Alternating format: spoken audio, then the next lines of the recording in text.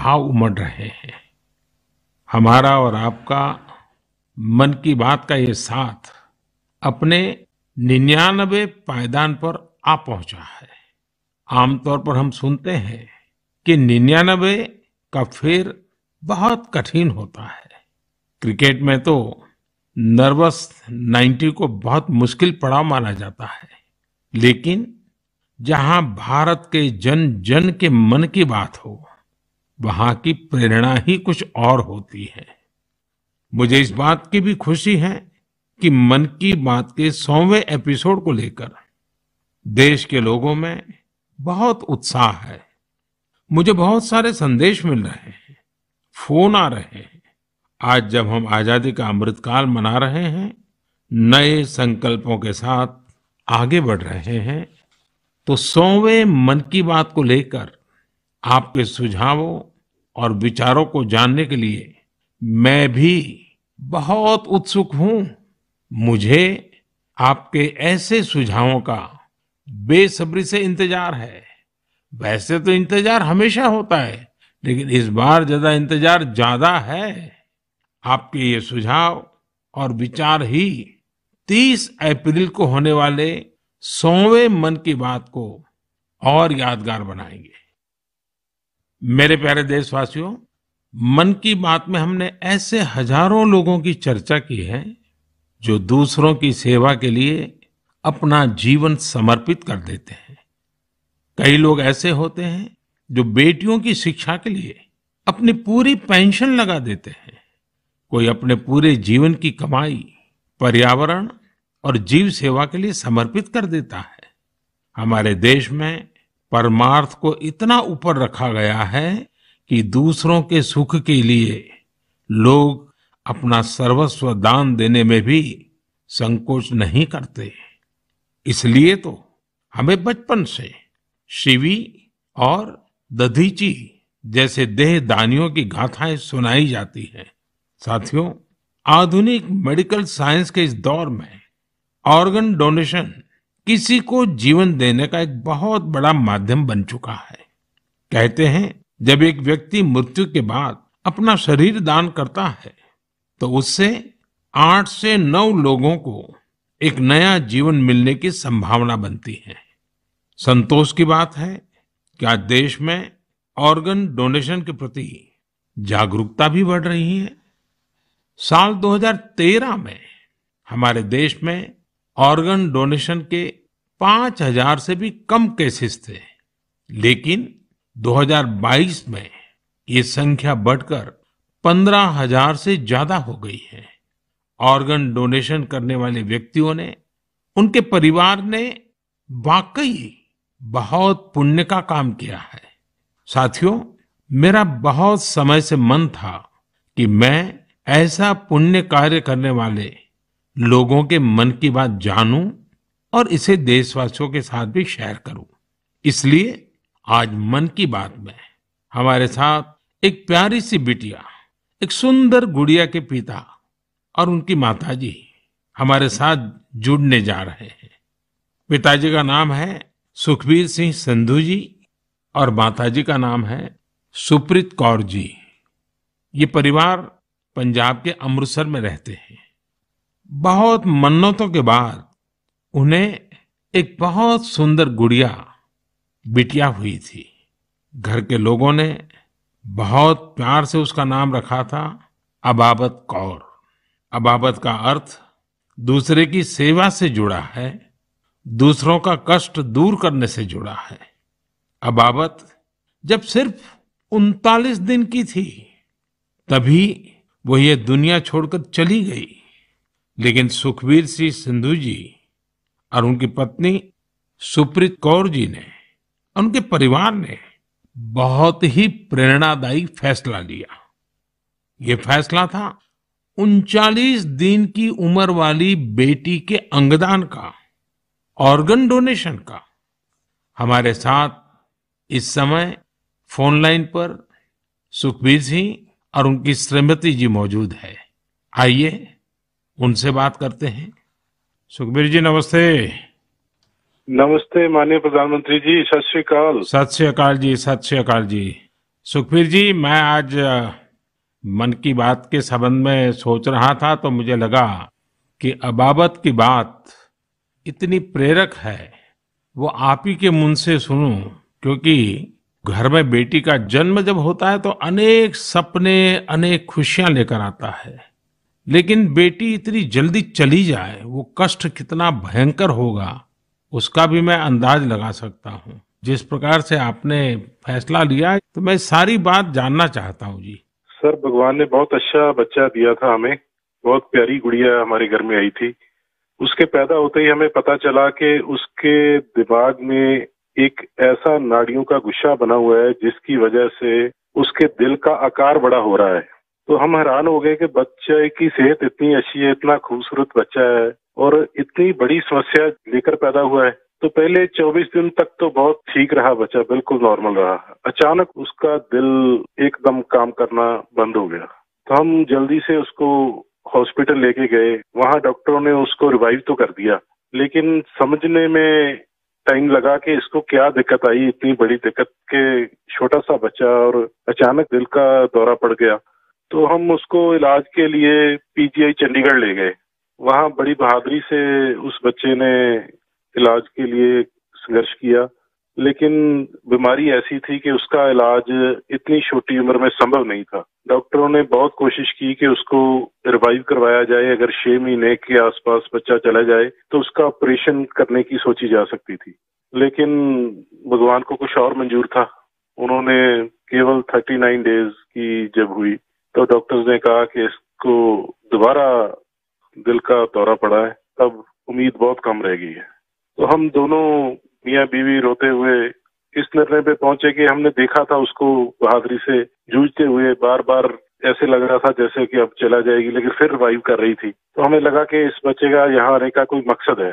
तो उन्होंने जब बिल्कुल ही जवाब दे दिया तो हम दोनों ने डिसाइड किया कि क्यों ना हम इस बच्चे के ऑर्गन डोनेट कर दें, शायद किसी और की जिंदगी में उजाला आ जाए। फिर हमने पीजीआई के जो एडमिनिस्ट्रेटिव ब्लॉक है उनमें संपर्क किया और उन्होंने हमें गाइड किया कि इतने छोटे बच्चे के केवल किडनीज ही दी जा सकती हैं। परमात्मा ने हिम्मत दी, गुरु नानक साहब का फलसफा है, इसी सोच से हमने डिसीजन ले लिया जी। नहीं, गुरुओं ने जो शिक्षा दी है उसको आपने जी करके दिखाया जी। सुरप्रीत जी हैं क्या, उनसे बात हो सकती है? जी सर। हेलो। सुरप्रीत जी, मैं आपको प्रणाम करता हूँ। नमस्कार सर, नमस्कार सर। ये हमारे लिए बड़ी गर्व की बात है कि आप हमसे बात कर रहे हैं। आपने इतना बड़ा काम किया है और मैं मानता हूँ देश ये सारी बातें जब सुनेगा तो बहुत लोग किसी की जिंदगी बचाने के लिए आगे आएंगे। अबाबत का ये योगदान है, ये बहुत बड़ा है जी। सर, ये भी गुरु नानक पातशाह जी की शायद बख्शिश थी कि उन्होंने हिम्मत दी ऐसा डिसीजन लेने में।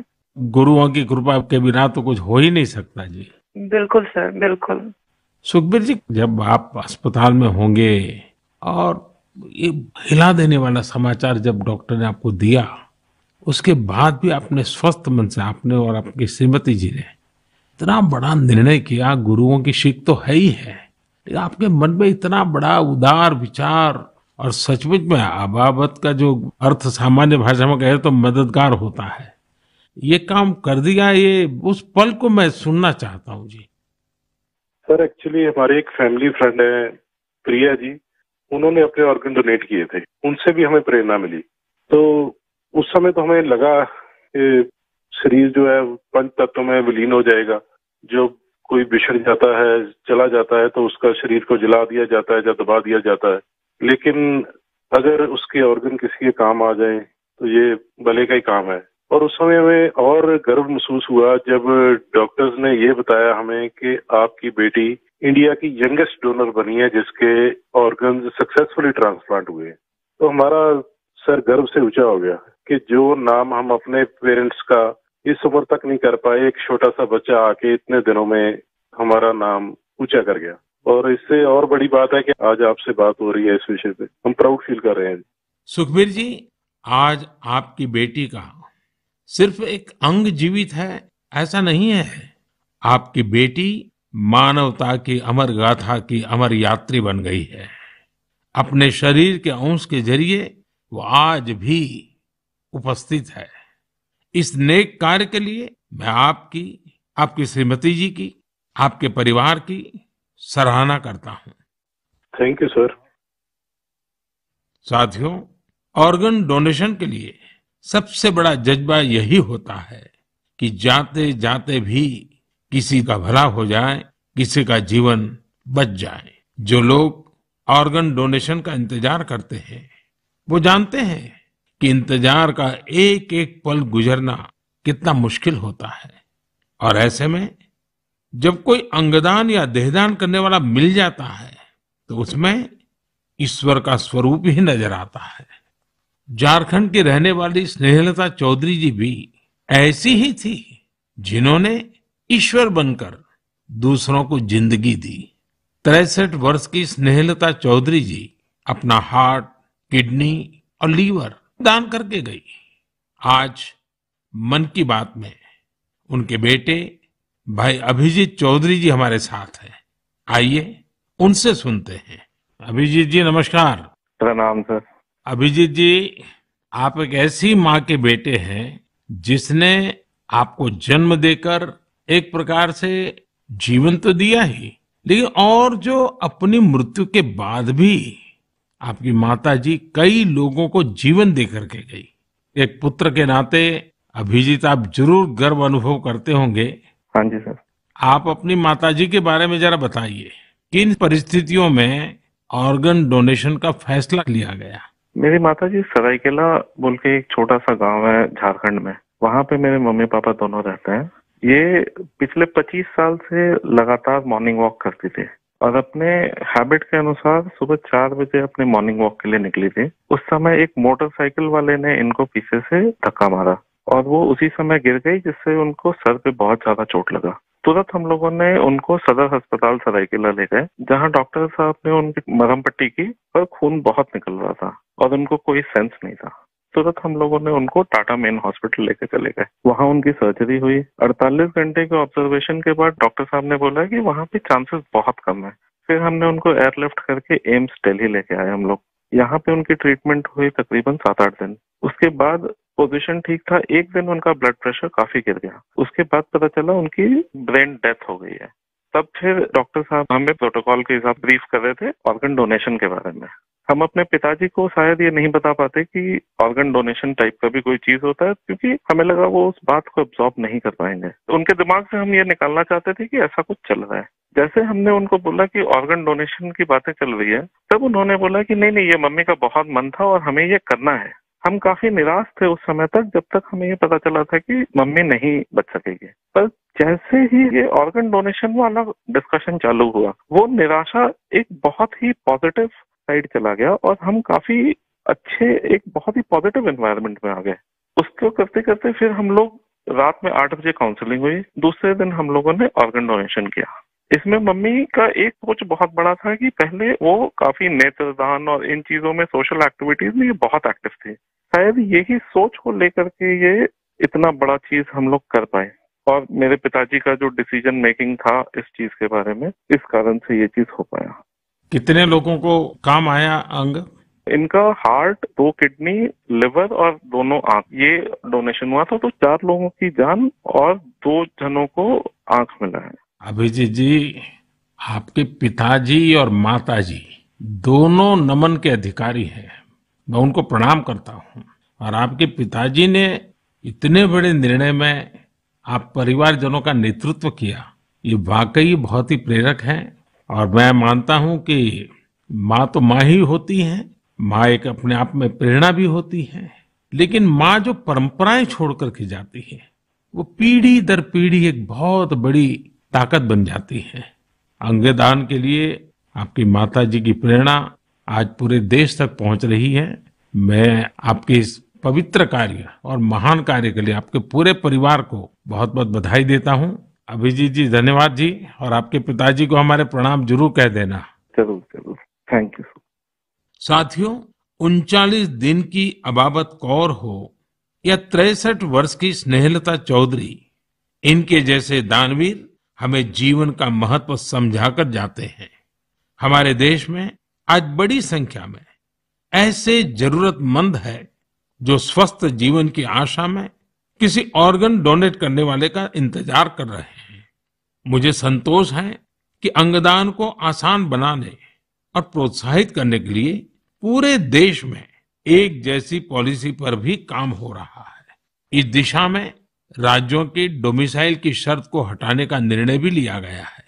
यानी अब देश के किसी भी राज्य में जाकर मरीज ऑर्गन प्राप्त करने के लिए रजिस्टर करवा पाएगा। सरकार ने ऑर्गन डोनेशन के लिए 65 वर्ष से कम आयु की आयु सीमा को भी खत्म करने का फैसला लिया है। इन प्रयासों के बीच मेरा देशवासियों से आग्रह है कि ऑर्गन डोनर ज्यादा से ज्यादा संख्या में आगे आएं। आपका एक फैसला कई लोगों की जिंदगी बचा सकता है, जिंदगी बना सकता है। मेरे प्यारे देशवासियों, ये नवरात्र का समय है, शक्ति की उपासना का समय है। आज भारत का जो सामर्थ्य नए सिरे से निखर कर सामने आ रहा है, उसमें बहुत बड़ी भूमिका हमारी नारी शक्ति की है। हाल फिलहाल ऐसे कितने ही उदाहरण हमारे सामने आए हैं। आपने सोशल मीडिया पर एशिया की पहली महिला लोको पायलट सुरेखा यादव जी को जरूर देखा होगा। सुरेखा जी एक और कीर्तिमान बनाते हुए वंदे भारत एक्सप्रेस की भी पहली महिला लोको पायलट बन गई है। इसी महीने प्रोड्यूसर गुनीत मोंगा और डायरेक्टर कार्तिकी गोंजाल्विस उनकी डॉक्यूमेंट्री एलिफेंट विस्परर्स ने ऑस्कर जीतकर देश का नाम रोशन किया है। देश के लिए एक और उपलब्धि भाभा एटॉमिक रिसर्च सेंटर की साइंटिस्ट बहन ज्योतिर्मयी मोहंती जी ने भी हासिल की है। ज्योतिर्मयी जी को केमिस्ट्री और केमिकल इंजीनियरिंग की फील्ड में IUPAC का विशेष अवार्ड मिला है। इस वर्ष की शुरुआत में ही भारत की अंडर 19 महिला क्रिकेट टीम ने T20 वर्ल्ड कप जीतकर नया इतिहास रचा। अगर आप राजनीति की ओर देखेंगे तो एक नई शुरुआत नागालैंड में हुई है। नागालैंड में 75 वर्षों में पहली बार 2 महिला विधायक जीतकर विधानसभा पहुंची हैं। इनमें से एक को नागालैंड सरकार में मंत्री भी बनाया गया है। यानी राज्य के लोगों को पहली बार एक महिला मंत्री भी मिली है। साथियों, कुछ दिनों पहले मेरी मुलाकात उन जाबाज बेटियों से भी हुई जो तुर्की में विनाशकारी भूकंप के बाद वहां के लोगों की मदद के लिए गई थी। ये सभी NDRF के दस्ते में शामिल थी। उनके साहस और कुशलता की पूरी दुनिया में तारीफ हो रही है। भारत ने UN मिशन के तहत शांति सेना में वुमेन ओनली प्लेटून की भी तैनाती की है। आज देश की बेटियां हमारी तीनों सेनाओं में अपने शौर्य का झंडा बुलंद कर रही है। Group captain Shaliza Dhami combat unit में कमांड अपॉइंटमेंट पाने वाली पहली महिला वायुसेना अधिकारी बनी है। उनके पास करीब 3000 घंटे का फ्लाइंग एक्सपीरियंस है। इसी तरह भारतीय सेना की जांबाज कैप्टन शिवा चौहान सियाचिन में तैनात होने वाली पहली महिला अधिकारी बनी है। सियाचिन में जहां पारा -60 डिग्री तक चला जाता है, वहां शिवा 3 महीनों के लिए तैनात रहेगी। साथियों, यह लिस्ट इतनी लंबी है कि यहां सबकी चर्चा करना भी मुश्किल है। ऐसी सभी महिलाएं, हमारी बेटियां आज भारत और भारत के सपनों को ऊर्जा दे रही हैं। नारी शक्ति की ये ऊर्जा ही विकसित भारत की प्राणवायु है। मेरे प्यारे देशवासियों, इन दिनों पूरे विश्व में स्वच्छ ऊर्जा, रिन्यूएबल एनर्जी की खूब बात हो रही है। मैं जब विश्व के लोगों से मिलता हूं तो वो इस क्षेत्र में भारत की अभूतपूर्व सफलता की जरूर चर्चा करते हैं। खासकर भारत सोलर एनर्जी के क्षेत्र में जिस तेजी से आगे बढ़ रहा है वो अपने आप में एक बहुत बड़ी उपलब्धि है। भारत के लोग तो सदियों से सूर्य से विशेष रूप से नाता रखते हैं। हमारे यहाँ सूर्य की शक्ति को लेकर जो वैज्ञानिक समझ रही है, सूर्य की उपासना की जो परंपराएं रही हैं, वो अन्य जगहों पर कम ही देखने को मिलते हैं। मुझे खुशी है कि आज हर देशवासी सौर ऊर्जा का महत्व भी समझ रहा है और क्लीन एनर्जी में अपना योगदान भी देना चाहता है। सबका प्रयास की यही स्पिरिट आज भारत के सोलर मिशन को आगे बढ़ा रही है।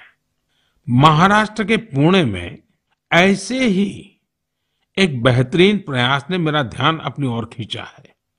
यहाँ MSR ऑलिव हाउसिंग सोसाइटी के लोगों ने तय किया कि वे सोसाइटी में पीने के पानी, लिफ्ट और लाइट जैसी सामूहिक उपयोग की चीजें अब सोलर एनर्जी से ही चलाएंगे।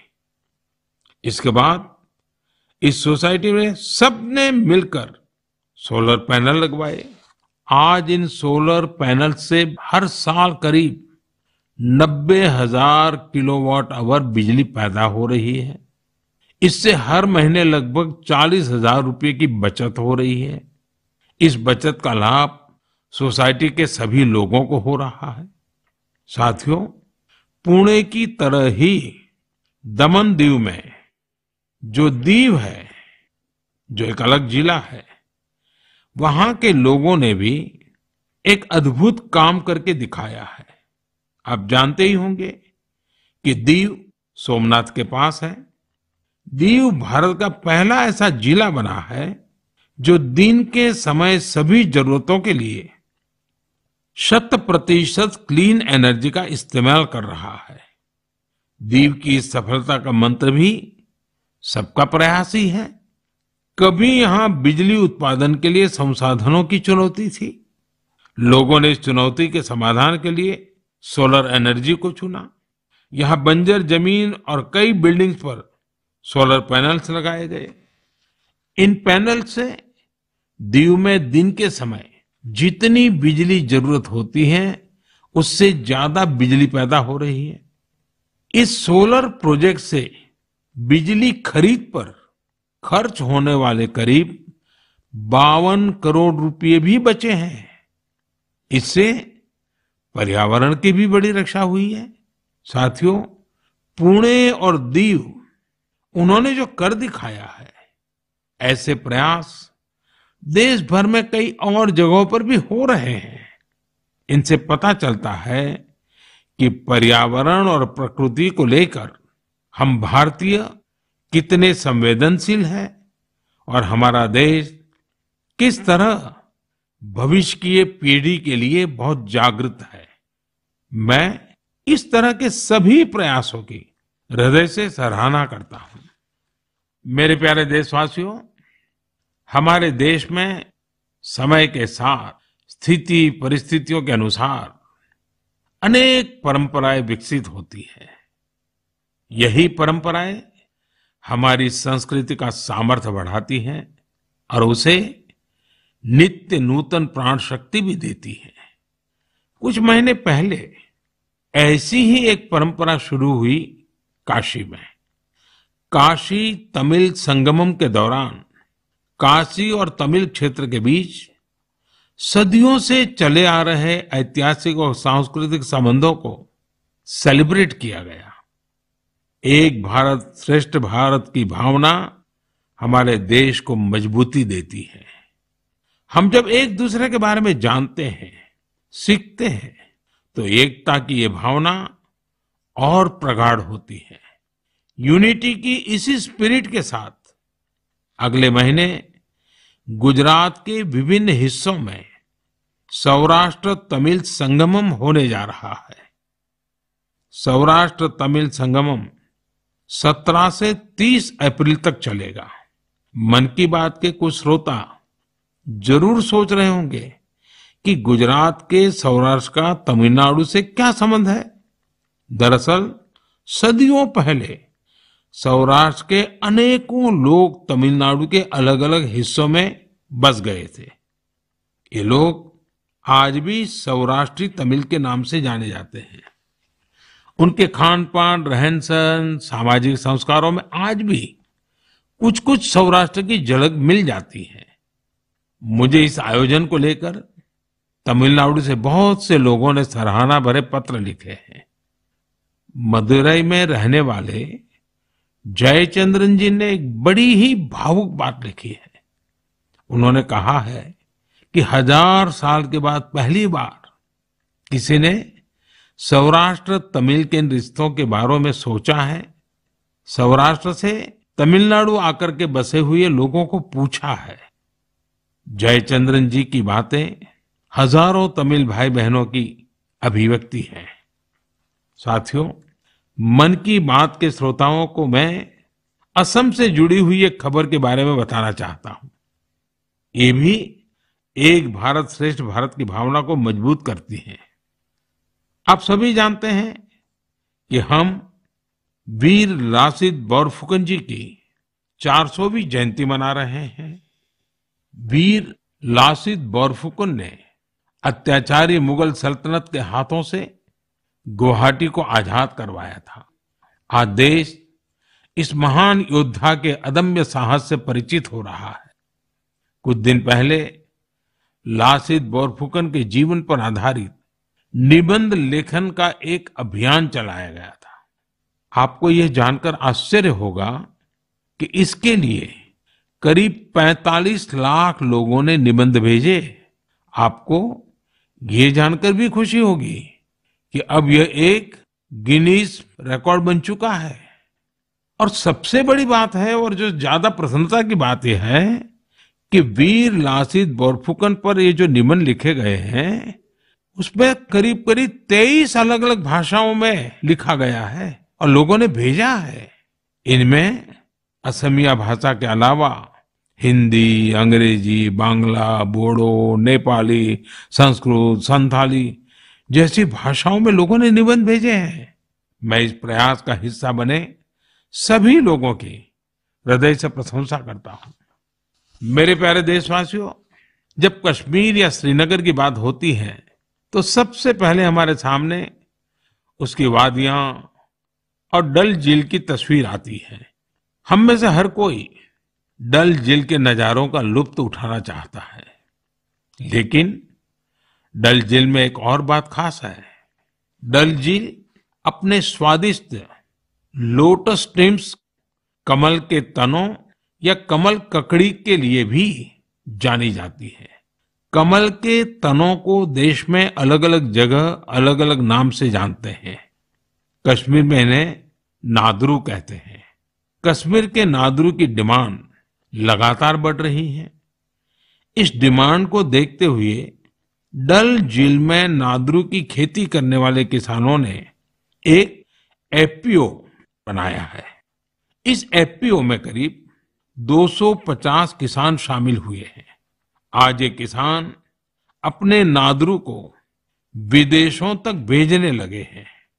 अभी कुछ समय पहले ही इन किसानों ने 2 खेप यूएई भेजी है। ये सफलता कश्मीर का नाम तो कर ही रही है, साथ ही इससे सैकड़ों किसानों की आमदनी भी बढ़ी है। साथियों, कश्मीर के लोगों का कृषि से ही जुड़ा हुआ ऐसा ही एक और प्रयास इन दिनों अपनी कामयाबी की खुशबू फैला रहा है। आप सोच रहे होंगे कि मैं कामयाबी की खुशबू क्यों बोल रहा हूं। बात है ही खुशबू की, सुगंध की ही तो बात है। दरअसल जम्मू कश्मीर के डोडा जिले में एक कस्बा है भदरवा। यहाँ के किसान दशकों से मक्के की पारंपरिक खेती करते आ रहे थे, लेकिन कुछ किसानों ने कुछ अलग करने की सोची। उन्होंने फ्लोरिकल्चर यानी फूलों की खेती का रुख किया। आज यहाँ के करीब 2500 किसान, 2500 किसान लेवेंडर की खेती कर रहे हैं। इन्हें केंद्र सरकार के एरोमा मिशन से मदद भी मिली है। इस नई खेती ने किसानों की आमदनी में बड़ा इजाफा किया है और आज लेवेंडर के साथ साथ इनकी सफलता की खुशबू भी दूर दूर तक फैल रही है। साथियों, जब कश्मीर की बात हो, कमल की बात हो, फूल की बात हो, सुगंध की बात हो, तो कमल के फूल पर विराजमान रहने वाली माँ शारदा का स्मरण आना बहुत स्वाभाविक है। कुछ दिन पूर्व ही कुपवाड़ा में माँ शारदा के भव्य मंदिर का लोकार्पण हुआ है। ये मंदिर उसी मार्ग पर बना है जहां से कभी शारदा पीठ के दर्शनों के लिए जाया करते थे। स्थानीय लोगों ने इस मंदिर के निर्माण में बहुत मदद की है। मैं जम्मू कश्मीर के लोगों को इस शुभ कार्य के लिए बहुत बहुत बधाई देता हूं। मेरे प्यारे देशवासियों, इस बार मन की बात में बस इतना ही। अगली बार आपसे मन की बात के 100वें एपिसोड में मुलाकात होगी। आप सभी अपने सुझाव जरूर भेजिए। मार्च के इस महीने में हम होली से लेकर नवरात्रि तक कई पर्व और त्योहारों में व्यस्त रहे हैं। रमजान का पवित्र महीना भी शुरू हो चुका है। अगले कुछ दिनों में श्री राम नवमी का महापर्व भी आने वाला है। इसके बाद महावीर जयंती, गुड फ्राइडे और ईस्टर भी आएंगे। अप्रैल के महीने में हम भारत के 2 महान विभूतियों की जयंती भी मनाते हैं। ये 2 महापुरुष हैं महात्मा ज्योतिबा फुले और बाबा साहब आम्बेडकर। इन दोनों ही महापुरुषों ने समाज में भेदभाव मिटाने के लिए अभूतपूर्व योगदान दिया। आज आजादी के अमृतकाल में हमें ऐसी महान विभूतियों से सीखने और निरंतर प्रेरणा लेने की जरूरत है। हमें अपने कर्तव्यों को सबसे आगे रखना है। साथियों, इस समय कुछ जगहों पर कोरोना भी बढ़ रहा है, इसलिए आप सभी को एहतियात बरतनी है, स्वच्छता का भी ध्यान रखना है। अगले महीने मन की बात के 100वें एपिसोड में हम लोग फिर मिलेंगे। तब तक के लिए मुझे विदा दीजिए। धन्यवाद। नमस्कार।